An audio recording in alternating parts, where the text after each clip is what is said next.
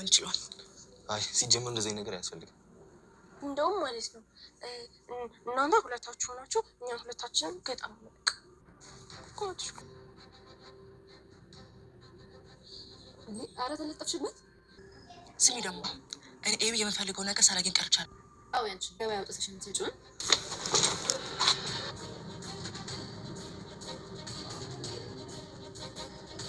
ሰላም እንድለች መጀመሪያ ተቅለሰለሰች።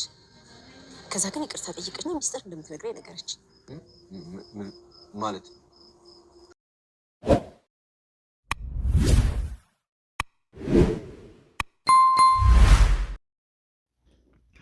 ሰላም የተደበቀ ሚስጥር ልታወጣ ይመስላል። እንግዲህ እየተቅለሰለሰችና እየፈራች ወይዘሮ ማርታን ይቅርታ እትዬ እያለ ትገኛለች በተደጋጋሚ።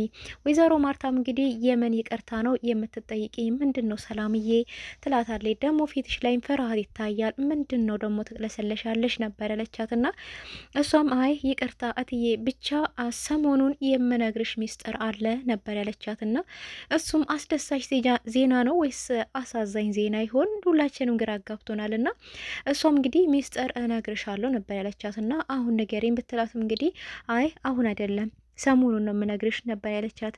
ሰላም ምን ለመንገር አስባ ነው ለወይዘሮ ማርታ ምን ምትነግራት ይመስላችኋል?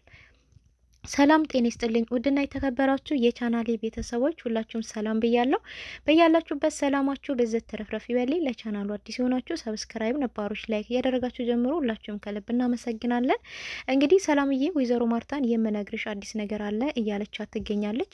ይሄ ነገር ደግሞ ምንድን ነው? ስለ ልጇ አባት ልትነግረኝ ነው እያለች ትገኛለች ወይዘሮ ማርታና በቃ ስለ ልጇ አባት ልትነግረኝ ፈልጋ ነው እያለች እንግዲህ በውስጧ ሀሳብ ፈጥሮባታል።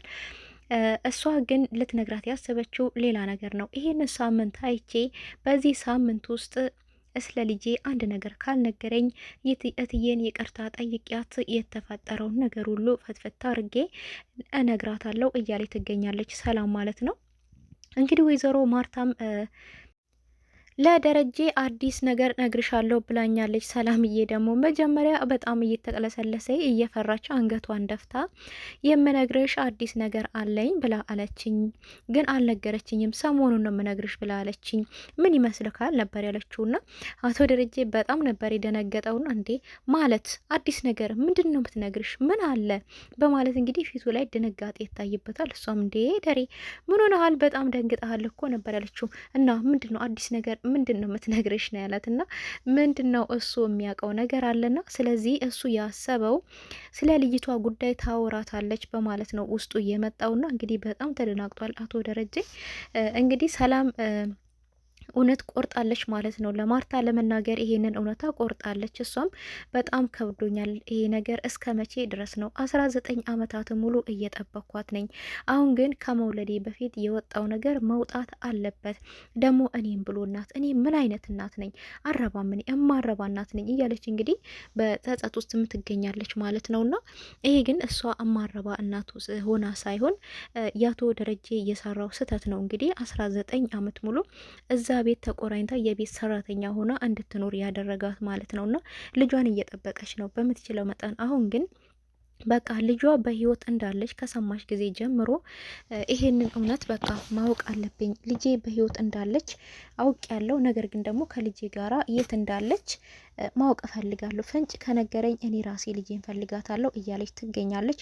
እናት ምንጊዜም እናት ናት። ለልጇ አይደለም 19 ዓመት በህይወቷ እስካለች ድረስ ልጇን እንደጠበቀች ነው የምትኖረው እናትና ሰላምዬ እንግዲህ የምናይባት የልጇን ፍቅር ነውና ሁልጊዜም ውስጧ በብዙ ሚስጥሮች በብዙ ውጣ ውረዶች የተሞሉ ትመስላለች ማለት ነው። እንግዲህ አቶ ደረጀንም ነግሯለች። እኔ ከዚህ ቤት ምንም የምፈልገው ነገር የለም፣ በተለይ የልጄን ነገር ከነገርከኝ እኔ አንድ ቀን እዚህ ቤት ላዳድር እችላለሁ። ልጄን እኮ ነው የምጠብቀው 19 ዓመት ሙሉ የራሴን ህይወት መኖር አቅቶኝ መሰለህ ወይ?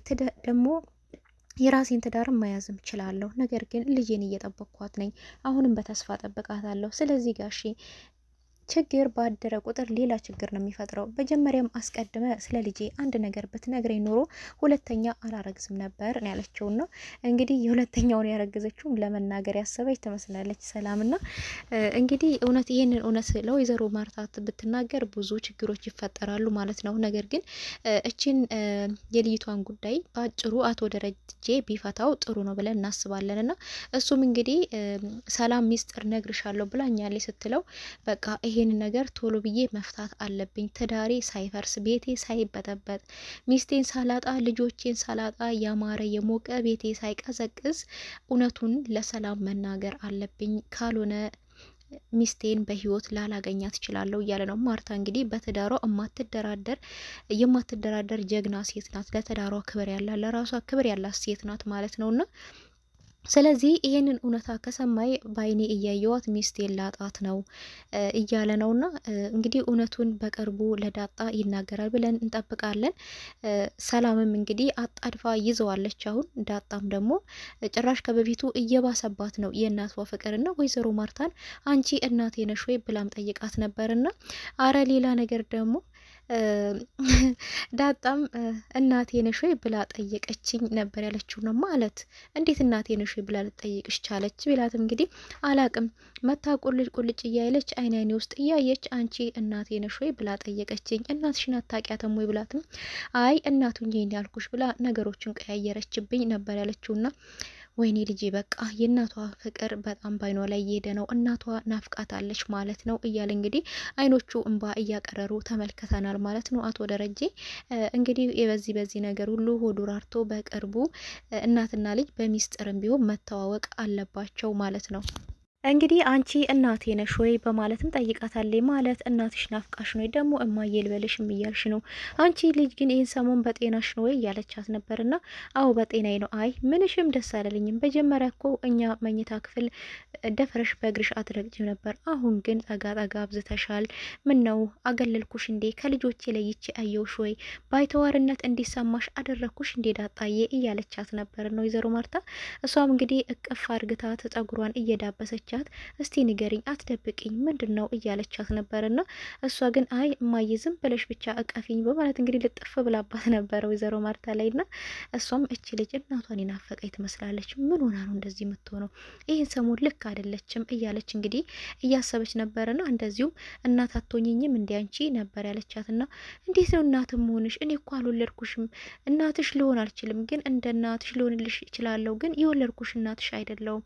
ለምንድን ነው እንደዚህ የምትይው እያለቻት ነበር። እነሷ አቶ ደረጀም ከልጆቹ ለይቶ አይሽም፣ እኔም በቻልኩት መጠን ከልጆቼ ለይቼ አላይሽም እያለቻት ነበርና እሷ ግን እንግዲህ በቃ ግን ጊዜም እማዬ ብዬ ልጥራሽ የሚል ነው በውስጧ ያለው። እንግዲህ ይሄን ነገርም ያመጣው አባዬ እኮ አባትሽ ከሆነ እማዬም እናትሽ ናት ነበር ያለው እንግዲህ ናታንና እሱ ይሄንን ቃላት እንደተናገረ እንግዲህ ዘላ የት ነው ሄደችው? እቤት ነው ሄደችው ወይዘሮ ማርታ ጋር ማለት ነው። እሷም በቃ ዝም ብለሽ እቀፊኝ የሚል ሀሳብ ንግግር ነበረ የምትናገረው። ይሄ ነገር ደግሞ ወይዘሮ ማርታን ግራ እያጋባት ይገኛል ማለት ነው።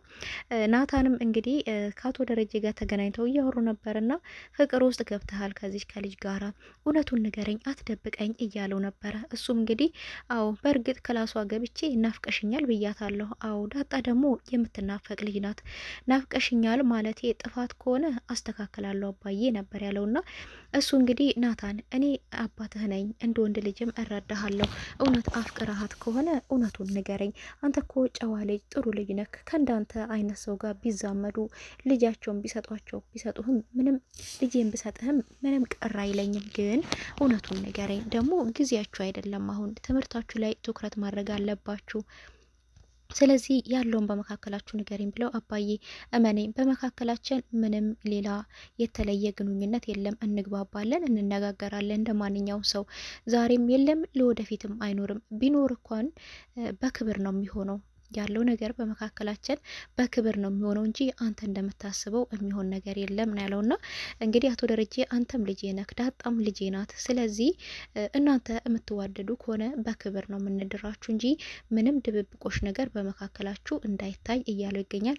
እሱም እንግዲህ አባዬ እምነትህን በእኔ ላይ ጣል፣ ምንም የተፈጠረ ነገር የለም ነው ያለውና እንግዲህ እዚህ ጋር አንድ ጣል ያደረጋት ነገር ቢሆንም በክብር ነው እንጂ እናንተ እንደምታስቡት አይደለም ነው ያለውና አቤጌል ግን እናንተ ውርደታሞች እማዬና አባዬን እንደምታታልሉት እኔም ማታለል አትችሉም ነበር ያለችው። ስለዚህ አንድ ቀን ሁለታችሁ ነው ፎቶ አንስቻችሁ ወይ ቪዲዮ ቀድቻችሁ ይሄን ውርደታችሁን ለማየና ላባዬ አሳያለሁ፣ እኔን መሸወድ አትችሉም እያለች እየተጨረጨረች ትገኛለች። ይሄን እንግዲህ ልትል የቻለችበት ውሃ ዳጣናታን ሆነ ኳስ እየተጫወቱ ነበረ። አቶ ደረጀ ግን ደረጃ ላይ ሆኖ ወደ ታች እየተመለከተ እነኚህ ደስ የሚሉ የሚጫወቱ ልጆችን እንዴት ነው እውነቱን ተናግሬ እቤቴን ማፈርሰው? እውነቱን ከተናገርኩ ማርታ አትለኝም? አረ ፈጣሪው አንተ ለራስህ መፍትሄውን ስጠኝ እያለ እንግዲህ ወደ ፈጣሪው እየተነጋገረ ነበርና በዚህን ጊዜ ግን እሱ ይህንን እያለ እቺን የመሰለ ልጅ ይህን ሁሉ አመት መንገድ ላይ ማደሯ ፈጣሪው ይቅር በለኝ፣ እንዴት ሆኜ ነው ከናቷ ጋራ እማስተዋውቃት? በቃ ከናቷ ጋራ አስተዋውቂያት ደስተኛ ሆና እንድትኖር ማደርገው እንዴት አርጌ በምን መንገድ ነው? ፈጣሪ የበፊቱ ቅጣት ይበቃኛል፣ በቃ ለራስ መንገድ ፈጠርልኝ እያለ ነበርና እንግዲህ እሱ ይሄንን እያሰበ በሀሳብ ስመጥ ብሎ ነበርና ከኋላው መጣ። እንግዲህ እቅፍ አርግተዋለች ማለት ነው አቤጌል። እሱም እንግዲህ እንዴ አንቺ ኮቴ የለሽም እንዴ ዝም ብለሽ ነው እንዴ የምትሄጂው ብላት፣ እንዴ አባዬ ኧረ ኮቴ ያለኝ በኮቴ እኮ ነው እንጂ የመጣሁት ነበር ያለችውና ደግሞ አባዬ ምን ሆነሃል? በሀሳብ ሰምጠሃል ነበር ያለችው። አየሽ ከታች የሚጫወቱ ልጆች እንዴት ደስ እንደሚሉ ተመልከቻቸው ነበር ያለውና እንግዲህ ናታን ውሃ እና ዳጣ ሆነው ኳስ እየተጫወቱ ነበር። አባዬ ተዋቸው፣ እነኚህ ዝም ብለው ነው የሚመናቀሩት፣ እኔ ህጻን ልጅ አይደለሁም ኳስ የምጫወተው፣ እኔ ቁም ነገር ያለኝ ሰው ነኝ፣ ትልቅ ሰው ነኝ፣ እኔ ህጻን ልጅ አይደለሁም፣ ከነሱ ጋር እምዘልበት ጊዜ የለኝም ነበር ያለችውና አይ አንቺም ግን እንደነሱ ብትቧርቂ ብትጫውቺ ከነሱ ጋር ብትጫወቺ እኔ ደስ ይለኛል። አየሽ አሁን በልጅነትሽ ያልተጫወሽ በኋላ በእርጅናሽ መጫወት አትችይም፣ ልጫወት ብትይ እንኳን አያምርብሽም ነበር ያላትና አይ አባዬ እኔ እንደዚህ አይነት መዝለል አይመቸኝም ነበረ ያለችውና እንግዲህ ምን ሆነ ነው ግን በሀሳብ ይደሃል በማለት በድጋሚ ትጠይቀዋለችና እሱም እንግዲህ አንድ ጥያቄ ልጠይቅሽ የሚል እንግዲህ ከባድ ጥያቄ ነበር የጠየቃትና እሱም አባትሽ የሆነ ስህተት የሆነ ጥፋት ቢያጠፋ የአባትሽን እውነት ነው የምትፈልጊው ወይስ የአባትሽን ውርደት ነበር ያላትና አልገባኝም ብትለው እንግዲህ ለምሳሌ እኔ አባትሽ ሙስና ብበላ ያ ሙስና የበላ ሰው ለህግ ይቅረብ ቢባል ለህግ አሳልፈሽ ትሰጪኛለሽ? ለህግ አሳልፎ መስጠት ይሻላል ወይስ መደበቅ ነበር ያላትና እንዴ አባዬ አንድ ሰው ሙስና ከበላ ጥፋት ካጠፋ አጠፋ ነው ለህግ መቅረብ አለበት እንጂ ነበር ያለችው። እንዴ አባት እኮ ነው እንዴ አባት ስህተት ቢሰራ እንዴት ልጆች አሳልፎ ይሰጡታል ነበር ያለው እንግዲህ እሱምና አይ አባዬ አባትም ሆነ ምንም ይሁን ምንም በቃ ስህተት ከሰራ ወንጀል ከሰራ አሳልፎ መስጠት ነው ነበር ያለችውና እሱም እንግዲህ የሆነ ሚስጥር ሊነግራት ያሰበ ይመስላል ማለት ነውና እንግዲህ እሺ እኔስ ብሆን ስህተት የሰራሁትኝ አሳልፈሽ ትሰጪኛለሽ ነበር ያላት። አይ አባዬ አንተንማ አሳልፌ ያልሰጥህም ነበር ያለችው። መጀመሪያ እኮ ተናግረሽዋል፣ አንቺ እኮ ትልቅ ሰው ነሽ፣ አሁን ህጻን ልጅ እኮ አይደለሽም፣ የምትናገሪውን ነገሮች ሁሉ ጠንቀቀሽ ታውቂያለሽ። አንቺ እኮ ታላቅ ልጅ ነሽ፣ ለኛ እኮ ለቤታችን ኩራታችን የቤቱ ኃላፊነት ያለብሽ ነሽ። አንቺ ግን አስተሳሰብሽ እንደዛ አይደለም። አየሽ አንቺ አሁን አሳልፌ እሰጥሃለሁ ያልሽውን ነገር በእኔና ባንቺ መካከል አንቺ ሰው ገለሽ ስትቀብሪ ባይሽ እዚህ ግቢ ውስጥ ራሴን አሳልፌ እሰጥልሻለሁ እንጂ አንቺን አሳልፌ አልሰጥሽም።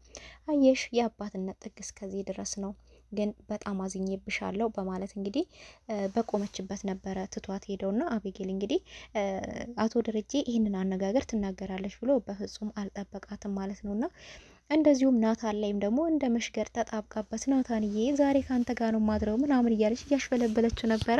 ይህንን ነገር የምታደርገው እንግዲህ ዳጣን ለማስቀናት ነበርና ዳጣም እንግዲህ ይህን ስትመለከት እንዴ ተጣበቅሽበት እኮ ልጁ ላይ ነበር ያለችው። ምን አገባሽ ታዲያ ናታንዬ ነው እንግዲህ። ናታን ግን ከለው ላይ እየገፋት በቃ ፊቱን እያዞረባት ጀርባውን እየሰጣት ነበርና በቃ ልቀቂኝ ሂጄ ልተኛ ነው ብሎ እንግዲህ እየገፈተራት ሁሉ ነበርና እንግዲህ መጨረሻ ልተኛ ነው በቃ እኔም ዛሬ መጥቼ ካንተ ጋር ነው ማድረው ነበር ያለችው። እንግዲህ ትቷት ሲሄድ ምን ይዘጋዋል ነበር ያለችውና እንግዲህ ውሃም ምን ይዘጋዋል ብላ ተነስታ እንግዲህ ትታት ሄደች እሷም ማለት ነውና እንግዲህ ከዳጣ ጋራ ደግሞ ተፋጠዋል። አንቺ እዚህ ናታን ስርስር የምትዩ ነገር ታይ ብዬ አላልኩሽም ነበር ያለቻትና ናታን የኔና የኔ ብቻ ነው ነበር ያለችው አቤጌል። እና ታዲያ ያንቺ ነው ምን አልኩሽ? ምን አደረግኩሽ? ያንቺ ግልሽ ነው ግን መቼ ነው ገበያ አውጥተሽ የምትሸጪው ነበር ያለቻት። ማለት ብትላት እንግዲህ የግልሽ ንብረትሽ አይደል እንዴ ታዲያ መቼ ነው ገበያ አውጥተሽ የምትሸጪው ነበር ያለቻት። እንግዲህ ዳጣ አጠያይቋ ልትገዛው ያሰበች ይመስላልና እሷም እንግዲህ አስቢ እኔው እንደ እማዬና እንደ አባዬ አይደለም የምታደርጉትን ነገር ሁሉ በእያንዳንዱን በቅርቡ ደርስበታለሁ። እኔን አታቁኝም። ናታን ደግሞ የኔ ብቻ ነው ያንቺ መቼም ሊሆን አይችልም። ከሱ ጋራ ነው እኔ እና እሱ ተጋብተን አብረን ነው የምንኖረው እያለቻት ነበረ። እሷም ያደርግልሽ እኔ ምን አልኩሽ ታዲያ ነበር ያለቻትና እና አሁን የምታወሪው ሌላ ወዲሁ ደግሞ አሁን ሀሳብሽን ትቀይሪያለሽ። የራሴ ነው ብለሻል። አዎ የራስሽ ነው። እኔ ምጋገባኝ ታዲያ ራስሽ ላይ ተሸክመሽ ዙሪሽ ብዬሽለ እንዴ ብትላትም እንግዲህ እሷም እንግዲህ ልትመታት ተነስታለች ማለት ነው። ዳጣም እስቲ ንኪኝ ብላ እንግዲህ ሁለቱም ተፋጠዋል ማለት ነውና ሰው ደርሶ ይገላግላቸዋል ወይስ ይዋጣላቸዋል? እንግዲህ አቤጌል እዚህ ጋር ውሃን ዳጣን ሰበብ ለማድረግ ነው ያሰበችው። ስለዚህ እሷ ስትመታት መታችኝ ብላ ለመውደቅና ልትገለኝ ነው ለማለት እሷን ደግሞ ከዛ ቤት ለማስባረር ያሰበችው ሀሳብ ነውና ይሄ ሀሳብ ግን መቼም አይሳካላትም። ወይዘሮ ማርታን ብትሆን ዳጣን ከዛ ቤት ትውጣ አትልም። አቶ ደረጀም ቢሆን ዳጣ ከዚህ ቤት ትውጣ አይሉም። እንደውም በተቃራኒው አቤጌል ነች ትውጣ ወደ ውጭ ሀገር ትላክ የሚለው ማለት ነው። እሷ ግን ከእሷ ጋራ ለመደባደብ አቅሙ ኖሯት ሳይሆን በቃ ዳጣ አቤጌልን እንድትመታትና ከዛ ዳጣ ደግሞ ከዛ ቤት እንድትባረር ነው የምትፈልገውና ስለዚህ ናታንን እየመከሩት ያሉ ሰላም ናት። ሰላም እየመከረችው እኮ ነው እማዬ እኔን ጠልቶ እኔ ቀና ብሎ አየኝም ዳጣ ቄስ ስርስር የሚለው ነበር ያለቻትና ወይዘሮ ማርታም ግን ጠባይሽን አስተካኪ ሴቱኝ መጀመሪያን ያለቻት እኔ የቻልኩትናል መከርሻለሁ አንቺ ግን እየተመከርሽ አይደለሽም ሰው ሁኚ ነው ያለቻትና እውነትም ሰው ያደርጋት ማለት ነው። የዛሬ ቪዲዮ ይህን ይመስላል። ቀጣይ ይዤላችሁ መጣ ይሆናል። እስከዛው ድረስ ቸር ሰንብቱልኝ።